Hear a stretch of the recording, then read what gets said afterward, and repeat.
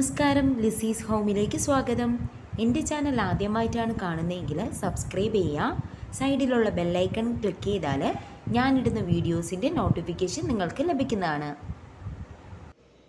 ഞാനിന്ന് ഉണ്ടാക്കാൻ പോകുന്നത് ഇഡ്ഡലിപ്പൊടിയാണ്.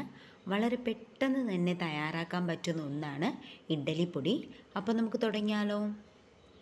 ഇപ്പം ഞാനിപ്പോൾ എടുത്തിരിക്കുന്ന വറ്റൽമുളക് 20 വറ്റൽമുളക്, അര കപ്പ് ഉഴുന്ന്, കടലപ്പരിപ്പ് 1/4 കപ്പ്, അരി പച്ചരി അല്ലെങ്കിൽ പൊന്നിയരി ഏതരി വേണമെങ്കിലും എടുക്കാം, കറിവേപ്പില, കായപ്പൊടി, ഇത്രയും സാധനങ്ങളാണ് ഞാനിപ്പോൾ എടുത്തിരിക്കുന്നത്. അപ്പോൾ നമുക്ക് തുടങ്ങിയാലോ?